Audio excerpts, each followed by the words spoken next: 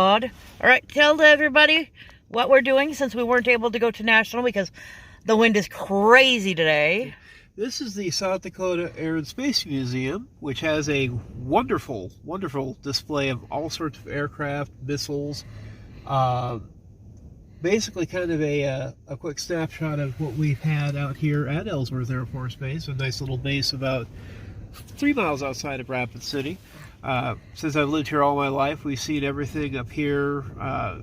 When I was a kid, we used to have the B-52 bombers that would fly over, also known as one of the strangest aircraft because the wings would actually flap when it would take off. He's a birdie. And then we got it replaced by what's known as the B-1B Lancers, this big one here that's sitting right in front of our museum piece. But even my dad would tell me about when they used to have the B-36s come out, and he even remembers when they used to have the 25s out here.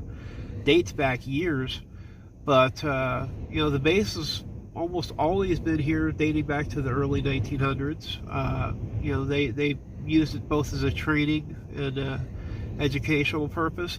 They used to have the missile silos, the Minutemans out here too, and you can still see their buildings etched into the ground.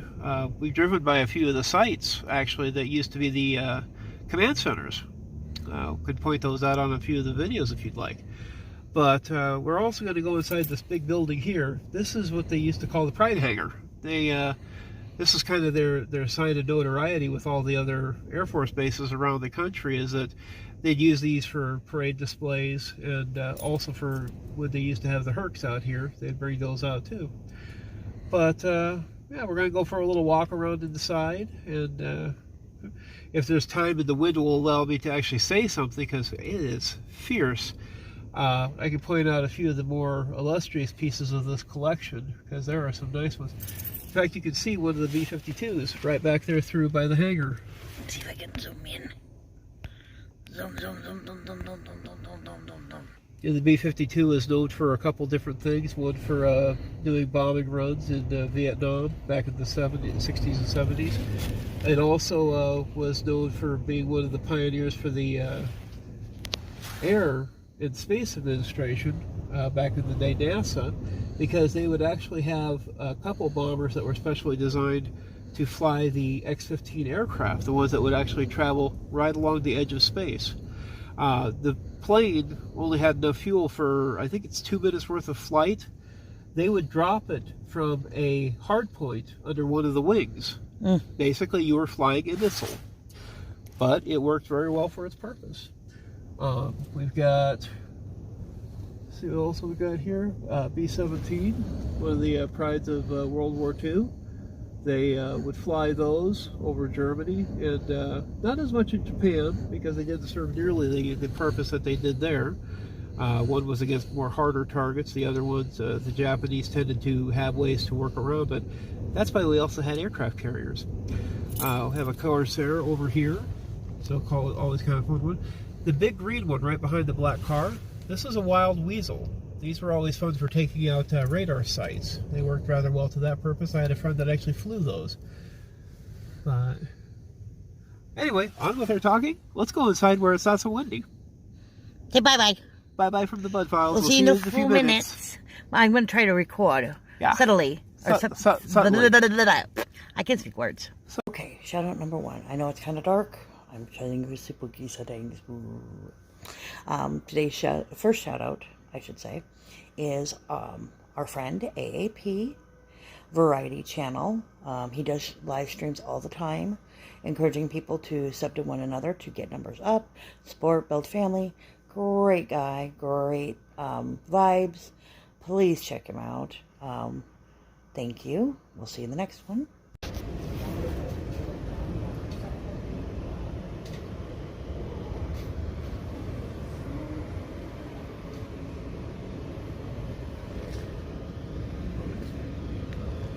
So cool.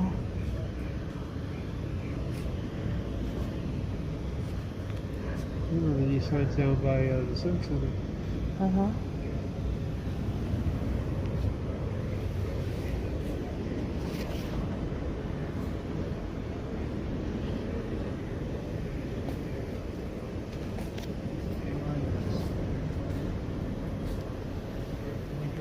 through Europe.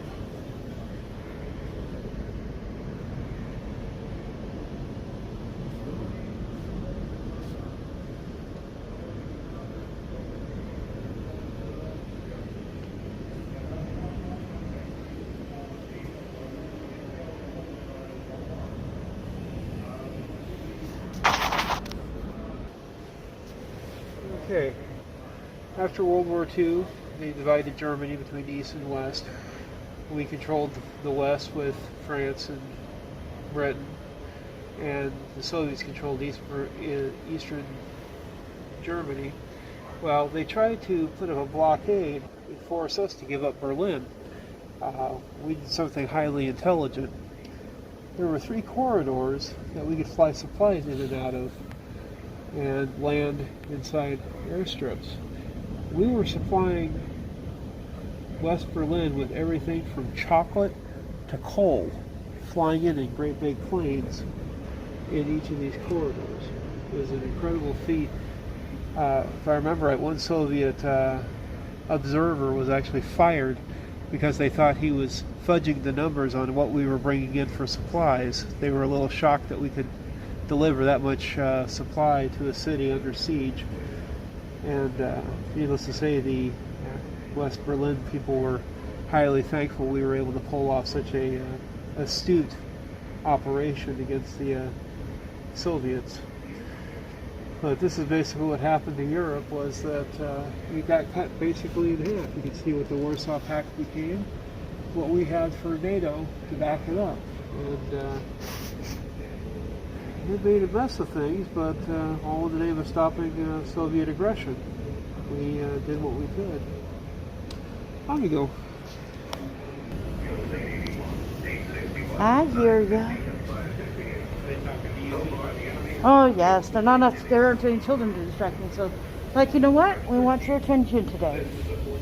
Yeah, see, here's the Berlin Airlift Veterans Group. They had a 60th anniversary back in 2008. Candy bombers and titles. See, this is where they were actually dropping candy to kids. They had one pilot that did this, and he was terrified that he was going to get fired for it. His commanding officer called him in and says, "What do you need?" He was willing to help. Fun. Yeah. The Berlin candy bombers. Went around space for a little while, met a lot of people, talked to people, and then come back over and Okay. Colonel Child's estimation of the candy was vital to the success of the airlift, which renewed the friendship with the German people and won the hearts and minds of the people worldwide. He resides in Rapid with his wife Grace after retiring from the Ellsworth Air Force Base. Yeah, it's kind of fun. Yeah, he actually got 2 distinguished flying crosses during World War II. yes.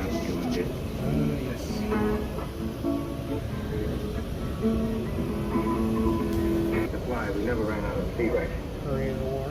You could take a walk. Also commonly referred to as the Forgotten War, although it was quite a bit of craziness.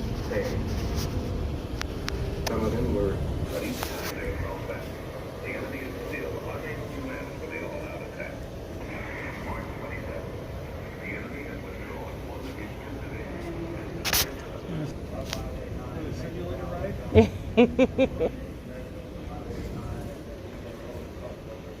See if I can crash the plane.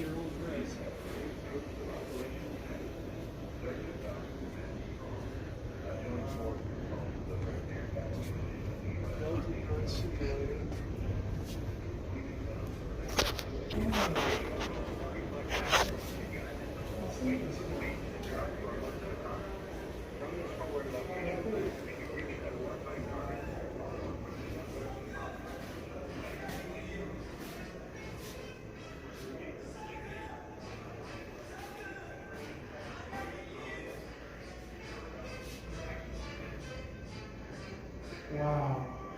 Hmm?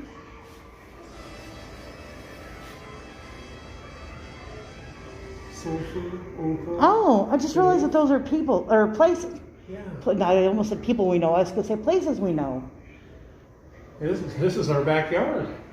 We've been to most of these places. Yeah, we're all over the frick.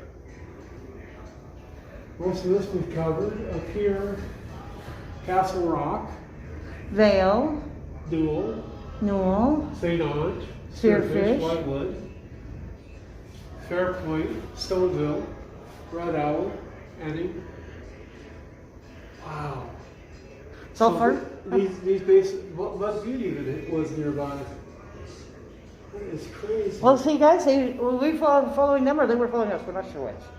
No wonder the military is so loud out there.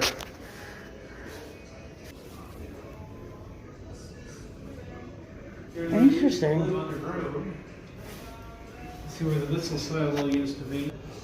Unlock the case to crack the card, read it, confirm, and then they go to the fire ignition key. They just sat around waiting for... The end of the world, basically. Woo! Give you a tour. Ooh, lights. Welcome to the Missile Procedure Training. It's a duplicate of an operational launch control center that controls the Minuteman II intercontinental ballistic missile system. Each center was manned by a two-person crew, 24 hours a day, 7 days a week for over 30 years. Each center controlled 10 missiles and could also assume control of any of the other 40 missiles in its squadron if another control center was inoperative. Each alert shift started the same. Crew would enter the capsule through the 8-ton blast door and assume operational alert from the off-going crew. In order to relieve the off-going crew, the new crew was required to inventory all classified manuals, cryptographic code manuals, and go-to-war authenticators. They would then receive a briefing about activities in their area. The center was supported by commercial electrical power with both battery and generator backup. Special environmental systems ensured the crew received filtered air under all conditions.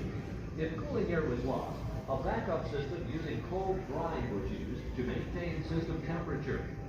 The center's equipment provided the heat necessary to maintain the room temperature at about 70 degrees. Eliminated now are the communication systems. The center was equipped with radios, telephones, satellite communication systems, and the survivable low-frequency communication system. Several of these systems were capable of encrypted transmission of information. This redundancy and security ensured the National Command Authority could give instructions to missile forces in any type of degraded environment. The rack of equipment on the right is the satellite communication system. Next to it is the survivable low-frequency communication system. This system can only receive information but used ground wave transmission, which is very survivable in a nuclear environment. The next rack is the Strategic Air Command Digital Integrated Network Communication System. This secure system provided a teletype unit for the command, but used standard telephone lines that would have been of little use in a wartime environment. These three racks are the components for control and monitoring the missile system. The rack on the right is the Command Status Message Processing Room. It contains the data store and processor, launch verification panel, and a printer. The data store and processor sets up a readiness survey of all missiles, monitors and stores their status, and formats the operator's commands. The launch verification panel provided missile status interrogation, targeting commands, and co-op teacher for the Deputy Missile Combat Crew Commander. The printer provided printed information on missile and launch facility status. The middle rack is the Command Message Processing Room, which checks the validity of incoming and outgoing missile status information. The rack on the left is the Digital Data Group, which serves as a interface between information systems within the center. You are now looking at the Deputy Missile Combat Crew Commander Station. The box on the upper right is called the Launch Enable Control Group. The thumb wheel switches had to be set to a specific code to enable launch preparations. The Deputy's communication panel had direct line communications to security, the silos in the flight, and the other control centers. This system used both telephone and radios for communication within the flight area and airborne command aircraft covering the missile field. The Missile Combat Crew Commander's Console is located at the end of the center. The separation between the consoles was the control system itself.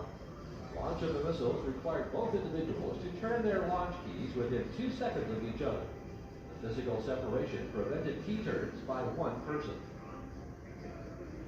That way, in case the guy goes nuts, he could take and get to the other.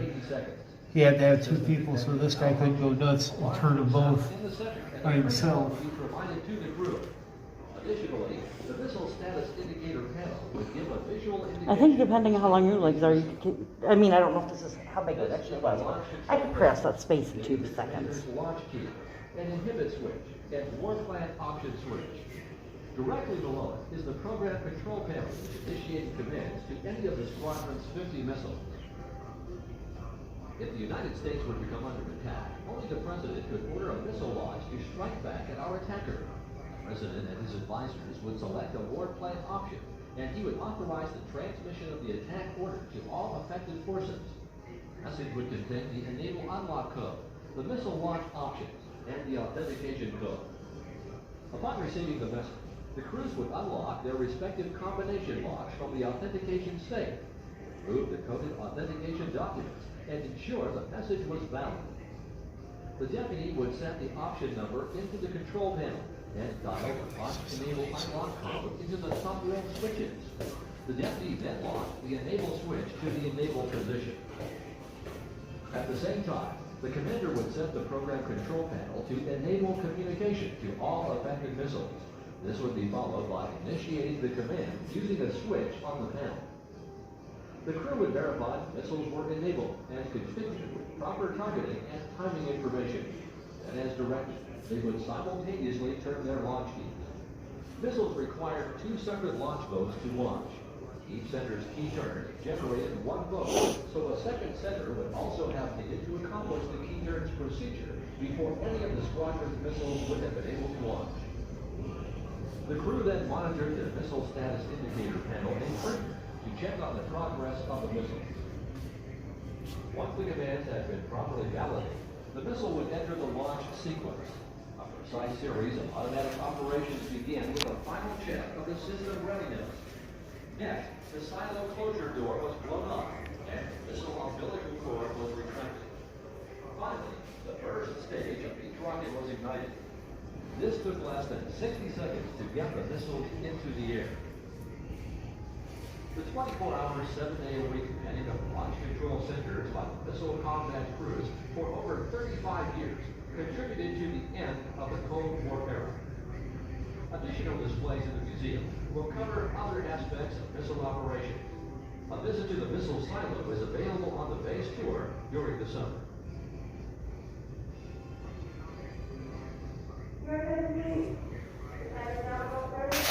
Okay, shout out number 2 is to a channel I've been following for a while, Tennessee Paranormal Sam. Great guy, very friendly. Appreciate if you guys would check him out, give him some family love. Really appreciate you guys at least checking out our shout outs, give him a chance. We should support each other. Paranormal unity and paranormal fam. Even if they're not paranormal, support each other. It's fun. It's kind. Leave a message. Let them know you're there. Bye.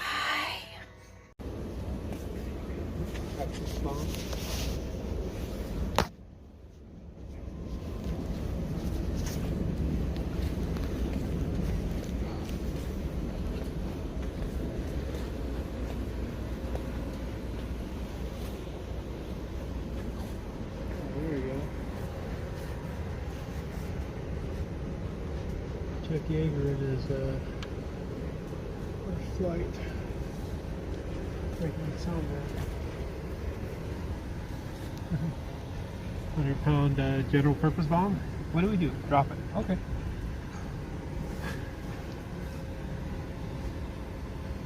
Practice bombs. Well, if you're gonna learn how to throw them, right? I guess I had to learn how. I wouldn't say to do it safely because that's not the point of bombing, but you know. Oh, back in the old days, what was really crazy is they showed in World War I, they had these things hanging on a hook next to the pilot's seat, and he would pull them off and drop them like that. Which obviously, you know, this is the upgrade.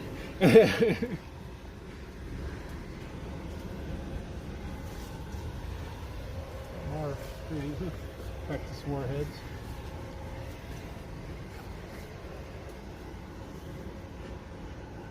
Oh wow. Yeah. See that? I'm not smart enough to do any of that. They wouldn't let me touch that. Why? Yeah. Oh, cool. That's Valkyrie. I'm gonna have a lot of fun. Little Sopwith camel. Mm-hmm. There's a spad in there though. Oh, here we go. The original fastball. Another area we're not allowed to Don't touch.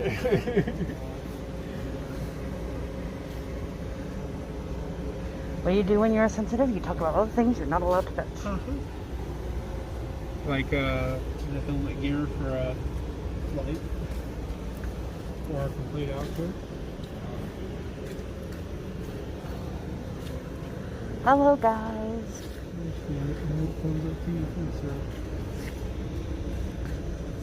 Good ladies.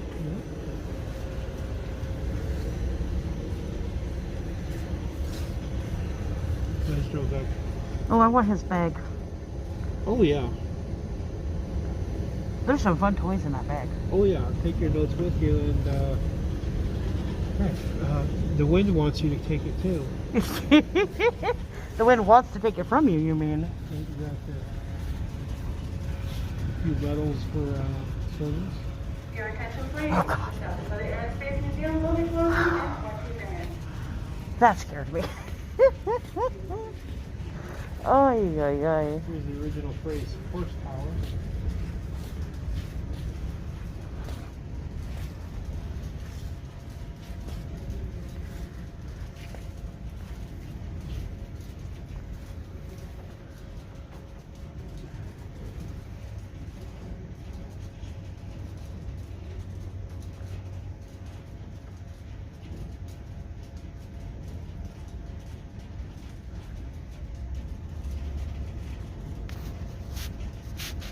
God, that wind is terrible. If you guys ever get up to South Dakota, you should definitely look at this. Stop by and see it. It is free. It is wonderful and fun. Great for kids and adults. History fans, military history fans.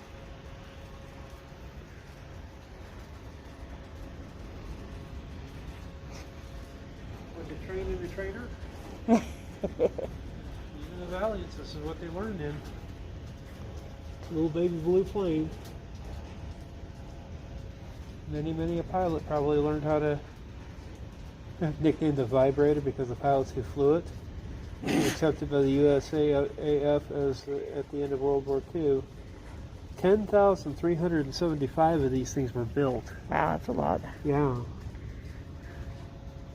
VT-13 not only had more powerful engine, it was also faster and heavier. It required the student pilot to use two-way radio communications with the ground operated by landing flaps and two-position variable pitch propel. It served basically all the purposes that they needed, how to fly and land, and I imagine probably a little durable. What do you mean I'm supposed to put my wheels down? Well, let me see. Might be advisable.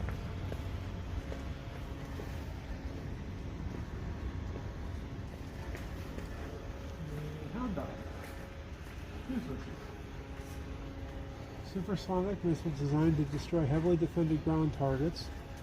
Specially modified B-52s carried one of these under each wing. Typically, the Hound Dog would be launched at 45,000 feet, climb to 56,000 feet, cruise the target area, then dive and detonate. The missile's long-distance range allowed of standoff launching, reducing the risk to the B-52. So, pop, lock, and let it loose. Have fun. Right. Nicknamed after Elvis Presley's song, Hound Dog. Ah. The Yeager missile.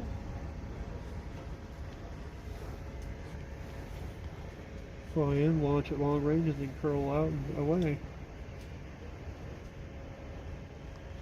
It was used by three different aircraft, the 89, the 101, and the 106 interceptors.